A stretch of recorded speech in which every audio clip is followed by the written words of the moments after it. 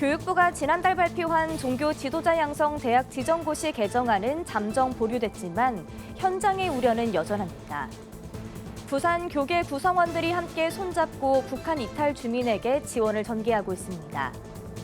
한국교회 총연합이 여성가족부의 명칭을 성평등 가족부로 변경하려는 정부 조직 개편 방안에 대해 반대 입장을 표명했습니다. 여의도 순복음교회 여권사회가 영산 조용기 목사 소천 4주기를 맞아 울산광역시 울주군에 위치한 조 목사 생가를 방문했습니다. 정동영 통일부 장관이 한국기독교교회협의회를 찾아 교회가 통일운동의 나침반이 되어주길 바란다고 당부했습니다.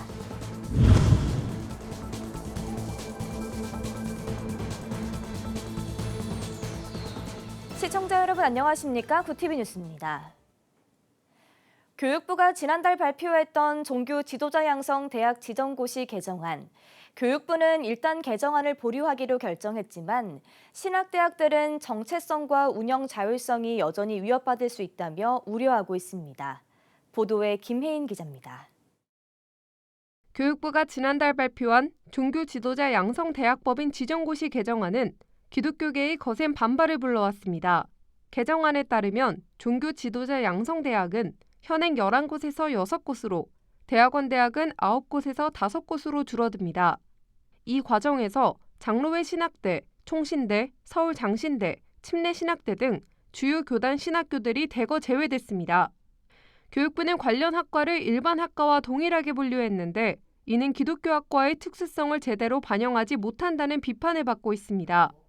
개정안 시행은 보류됐지만 언제든 재논의가 될 수 있는 만큼 신학계는 문제점을 짚어야 한다는 입장입니다. 저희 교단의 7개 신학대학에서도 유일하게 학교 학생 모집이 어려워서 신학과만 두고 있는 학교만 들어갔고 나머지 학과가 좀 다양하게 운영되는 학교는 다 배제가 됐으니까 이건 굉장히 충격적인 일이라고 볼 수가 있죠. 가장 큰 쟁점은 앞서 언급한 기독교 학과의 특수성이 무시될 수 있다는 점입니다. 교육부는 한국교육개발원 기준에 따라 기독교육학과를 인문교육, 통일평화학과를 정치학, 교역학과를 무역유통학으로 분류했습니다. 교계에서는 목회자 양성을 본래 목적으로 하는 학문적 성격이 무시됐다며 우려가 커지고 있습니다.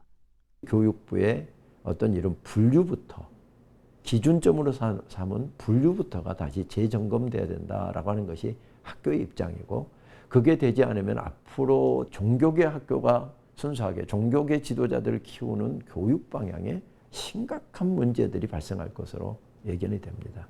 두 번째 쟁점은 학교 운영 구조입니다. 개정안이 시행되면 교단이 직접 학교 이사를 파송할 수 없게 되고 타 교단이나 이단 관계자까지 이사회에 참여할 가능성도 제기됩니다. 과거 이단 구원파 계열 단체에 넘어간 김천대학교 사례가 대표적입니다. 그 종교적 권학 이념을 구현할 의지가 있는 사람이 이사로 들어와야지 그 학교가 이제 종교 지도자 양성 대학으로서의 그러한 그 정체성을 이제 지속할 수가 있는 거거든요. 최근에 뭐 여러 종교계 대학들이 결국은 다른 종교로 뭐 이렇게 넘어간 사례들 보면 결국은 이사들이 그렇게 변화가 된 거거든요. 전문가들은 이번 고시가 사실상 보류되자 일단 안도하면서도 같은 논란이 반복되지 않도록 제도적 장치가 마련돼야 한다고 강조합니다. 교육부가 행정 편의보다 종교 교육기관의 특수성을 존중해야 하고 동시에 신학교들은 학과 운영과 지도자 양성 범위를 점검해 교단 정체성에 맞는 방향을 찾아야 한다는 목소리가 나옵니다. 어떤 기준으로 우리가 종교 지도자 양성 대학을 설정하는 게 좋을 것인가에 대한 논의가 필요하다라고 봅니다. 신학교들도 그동안 이제 학과를 많이 증설을 했는데 학과 설정에 대해서 한번 돌아보면서 우리 교단이 양성하고자 하는 종교 지도자의 범주를 다시금 조절하는 작업도 뭐 필요하지 않겠는가 생각을 합니다.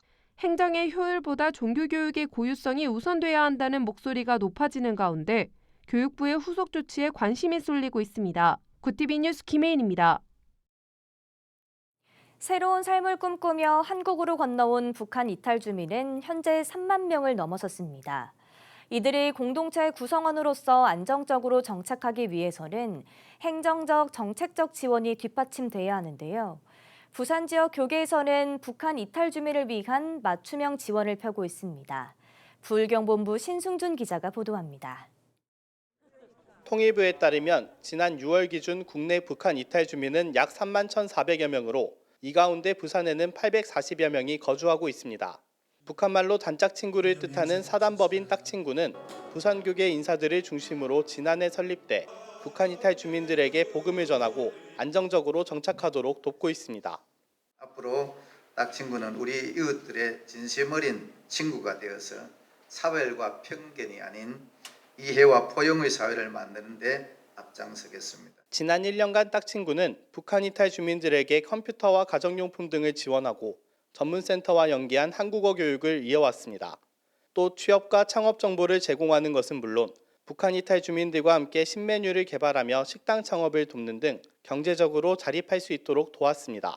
그분들에게 실질적으로 필요한 것은 실생활에서 필요한 필요에 대한 부분들을 채워주는 것이 맞다. 예를 들면은 취업이 또는 창업이 그들에게 새로운 자립과 자립 능력을 향상시키는 것이 필요하다. 남북 하나재단 조사에 따르면 북한 이탈 주민들의 남한 생활 만족도는 80%에 이르지만 취업과 의료 분야 등에서는 여전히 어려움이 남아 있습니다. 전문기관의 지원이 이루어지고 있지만 정책 사각지대나 응급 상황에서는 추가적인 손길이 필요합니다. 딱친구와 지역 교회에서 따뜻한 손길을 먼저 내어주시면 우리 주민분들이 잘 정착을 하고 나중에 통일이 되었을 때 또 그 귀한 경험들을 북한에서 아마 나누게 되지 않을까. 앞으로 딱친구는 기업, 기관, 교회와 협력해 단계별 맞춤형 지원을 확대하고 재능기부 행사를 통해 북한 이탈 주민들이 베푸는 삶을 살아가도록 도울 계획입니다. 구티비 뉴스 신승준입니다. 한국교회 총연합이 여성가족부의 명칭을 성평등 가족부로 변경하려는 정부 조직 개편 방안에 대해 반대 입장을 표명했습니다. 한교총은 성평등이란 제3의 성을 포함한 다양한 성 정체성을 제도적으로 인정하는 이념 편향적 용어라며 미래의 혼란을 막기 위한 용어 채택을 반대한다고 밝혔습니다.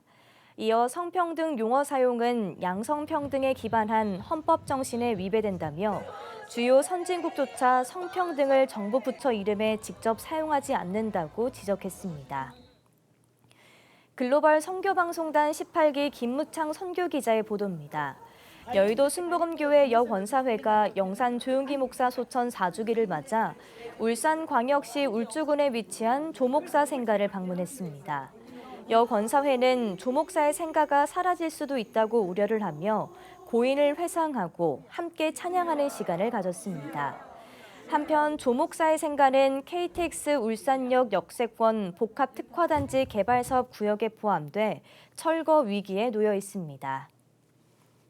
정동영 통일부 장관이 12일 한국기독교교회협의회를 방문해 40년 전 스위스 글리온에서 남북교회가 처음으로 소통의 물꼬를 텄던 것처럼 교회가 끊어진 소통을 다시 이어주길 바란다고 당부했습니다.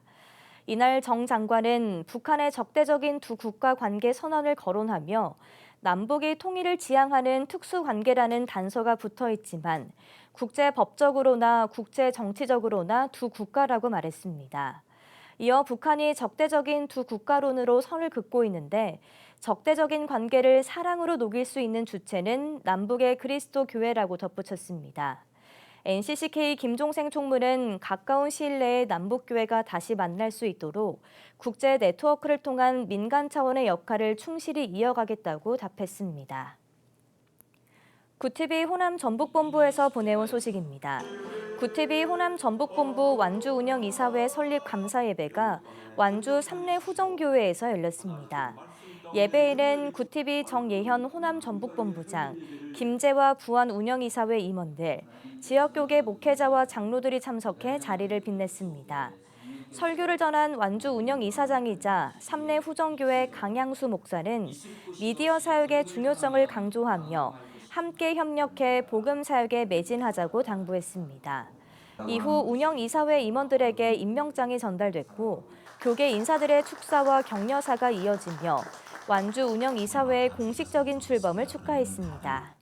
TV를 통해서 은혜와 진리가 이 땅에 편만하게 전파되고 구티비가 우리 지역뿐만 아니라 나라와 민족 곳곳에 전파되기를 간절히 소망하면서 기도합니다. 구티비 정혜연 호남전북본부장은 인사말을 통해 김제와 부안에 이어 완주에서도 이사회를 설립하게 돼 감사드린다며 오는 18일 정읍운영이사회도 설립할 예정으로 많은 분들의 관심과 성원을 부탁드린다고 전했습니다.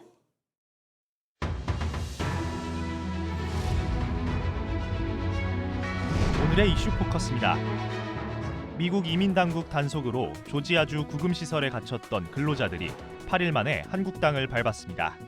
한국인 317명, 중국인 10명, 일본인 3명, 인도네시아인 1명 등 330명 가운데 가족이 영주권자인 한국인 1명을 제외하고 모두 12일 인천국제공항에 도착했습니다.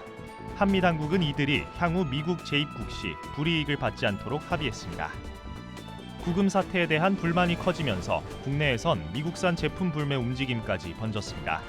한국인 송환 지연 소식이 전해진 지난 10일 온라인 커뮤니티에는 코스트코 불매로 나만의 반미 운동을 시작한다. 맥도날드 안 가고 스타벅스 커피 끊겠다는 등의 글이 올라왔습니다. 한 자동차 커뮤니티에선 테슬라 차량 계약을 취소하는 인증글도 이어졌습니다. 오는 22일부터 전 국민의 90%에게 1인당 10만 원씩 2차 민생회복 소비 쿠폰이 지급됩니다.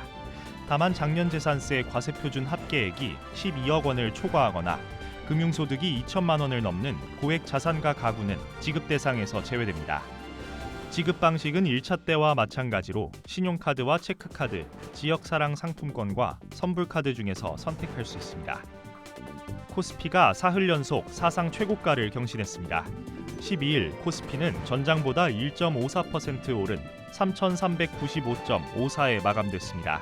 이날 코스피 지수는 전장보다 0.91% 오른 3,374.65로 거래를 시작했습니다. 장중에는 3,400.4까지 올라 시작가와 장중 고가 모두 사흘 연속 사상 최고치를 갈아치웠습니다. 최근 KT 소액결제 사고와 관련해 일부 이용자에게서 국제이동 가입자 식별정보 IMSI가 유출된 정황도 확인됐습니다.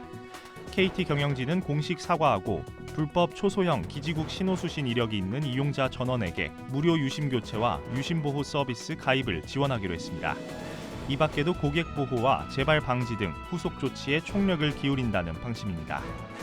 갯벌에 고립된 70대 중국 국적의 노인을 구조하던 해양경찰관이 숨지는 사고가 발생했습니다. 숨진 해경은 34살 고 이재석 경사로 구조 대상자에게 자신이 착용하던 구명조끼까지 벗어준 사실이 알려져 안타까움을 더했습니다. 유족들은 2인 1조로 출동하는 원칙이 지켜지지 않은 점 등을 지적하며 해경의 부실 대응 의혹을 제기했습니다. 최근 아동을 대상으로 한 범죄가 잇따르고 있습니다. 지난 11일 전북 전주시에선 20대 남성이 아파트 승강기 앞에서 10대 여중생을 끌고 가려다 경찰에 붙잡혔습니다. 전날 서울 강북구에선 한 초등학교 인근에서 귀가하던 9살 여학생에게 성추행을 시도하던 60대 남성이 강제추행 미수 혐의로 경찰에 검거됐습니다. 경찰은 전국 6천여 개 초등학교 등하교 시간대에 맞춰 어린이 통행이 많은 곳에 경찰을 집중 배치하고 순찰 활동을 벌이기로 했습니다. 구티비 뉴스 권현석입니다.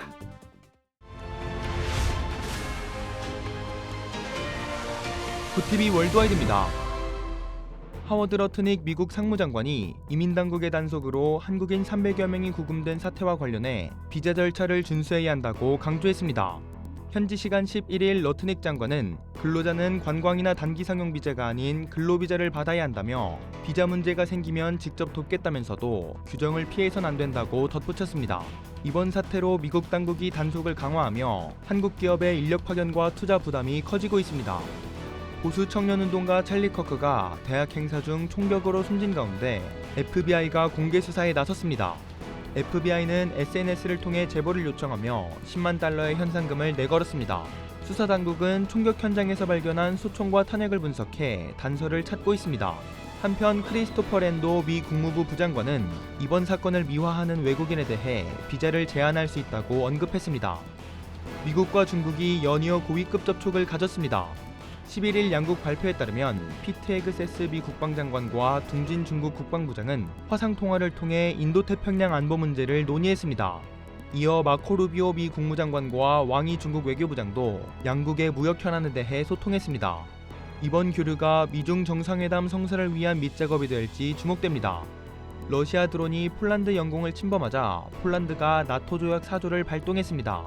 이는 동맹국 안보 위협 시 긴급 협의를 요청하는 조항으로 1949년 나토 창립 이후 8번째 사례입니다. 이번 사건에 대해 마르크 리터 나토 사무총장은 러시아는 무모하고 위험했다고 비판했고 독일과 이탈리아는 의도적 도발 가능성을 제기했습니다. 이번 사건으로 나토와 러시아 간 충돌 가능성이 높아지며 확전 우려가 커지고 있습니다. 네팔 정부의 SNS 접속 차단에 반발한 시위로 30여 명이 숨지고 총리가 사임한 가운데 임시정부 지도자에 대한 논의가 본격화되고 있습니다. 유력 후보로는 수실라 카르키 전 대법원장과 발렌드라시아 카트만두 시장이 거론됩니다. 프랑스 전역에서 마크롱 대통령 퇴진을 요구하는 시위가 열리며 20만 명이 거리로 나섰습니다.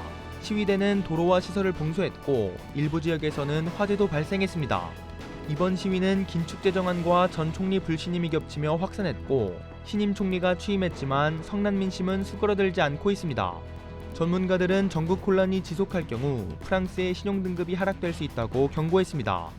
고이즈미 신지로 농림수산상이 자민당 총재 선거 출마를 준비하면서 차기 지도부 경쟁이 본격화됐습니다. 고이즈미 농림상과 함께 유력 주자로 꼽히는 다카이치 사나이 전 경제안보상도 출마 뜻을 굳힌 것으로 전해졌습니다. 내각제인 일본에서는 다수당 대표가 총리를 맡는 만큼 이번 선거 결과가 차기 총리 인선으로 직결됩니다. 자민당 총재 선거는 오는 10월 4일 실시됩니다. 구티비 뉴스 전도헌입니다.